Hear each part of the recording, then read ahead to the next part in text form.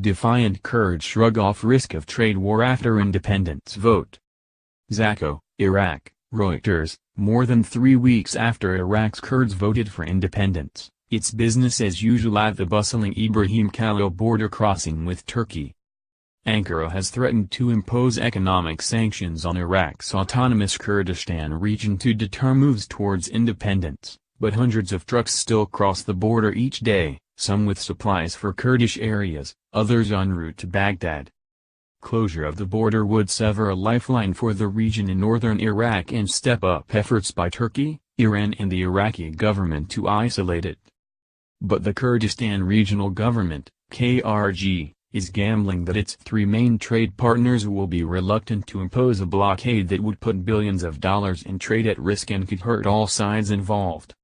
"We send about 100 packed trucks a day to Baghdad," said Hani Anis, a trader standing by rows of steel rods stacked near the border.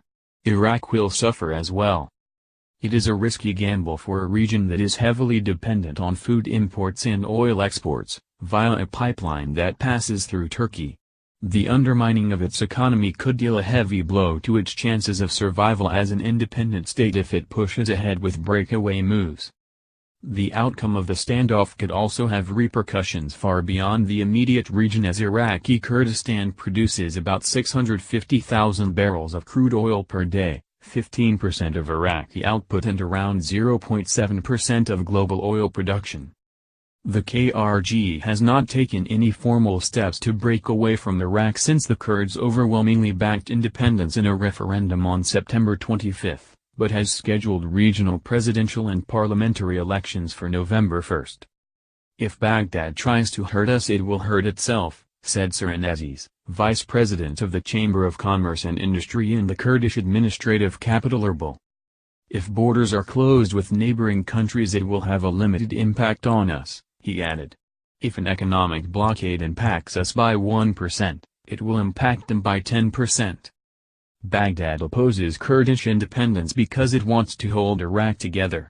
Iran and Turkey fear secession would encourage their own Kurdish populations to press for a homeland, and Washington worries that the tensions will damage unity in the fight against Islamic State." Iraqi Kurdistan is certainly vulnerable over its economy.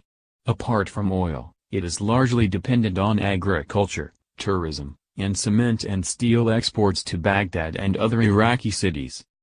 But some Iraqi officials acknowledge that blocking the main trade routes between Iraqi Kurdistan and other parts of Iraq would hit not just the Kurds' economy. Turkish exports to Iraq this year had by the end of August reached $6.4 billion.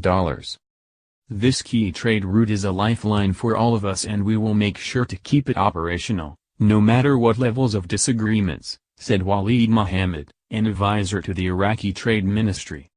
Near the border with Turkey, traders seem confident as they work their cell phones, dealing with orders. Around them, laborers load crates of powdered milk and potatoes onto trucks that haul average loads of 27 tons to Baghdad and elsewhere. "There is no way anyone can close down the border.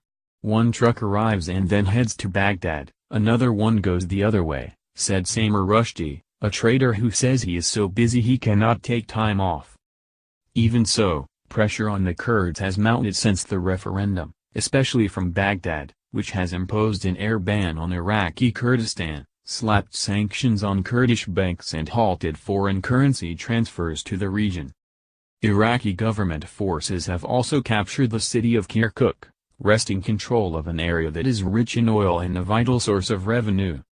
Iran has shut its border crossings with Iraqi Kurdistan, and Turkey has said it could do the same, warning the Kurds they will go hungry if the border is closed and that their revenues will dry up if it closes the oil tap. Iran has vast economic and military influence in Iraq, but also has reason to tread cautiously. Iraqi officials say Tehran has gained a big edge in the Iraqi market by flooding the country with cheap goods such as air conditioners and cars, and cannot afford prolonged disruptions. Iran exports goods worth about $20 million to Iraq each day.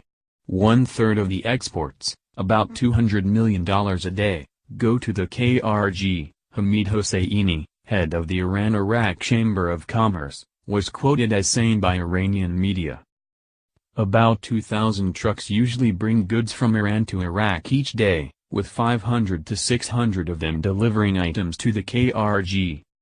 But since the referendum, Iran has prevented at least 600 trucks, carrying about 13,000 tons of fuel, from crossing the border into Iraqi Kurdistan. At the Hajj Omran border post, a poster of Ayatollah Ruhollah Khomeini, leader of the 1979 Iranian Revolution, stares down at rows trucks lined up to cross the border. Iran can't afford to shut the border, Kurdish truck driver Jula Rizol said. Besides, it's our right to create an independent state.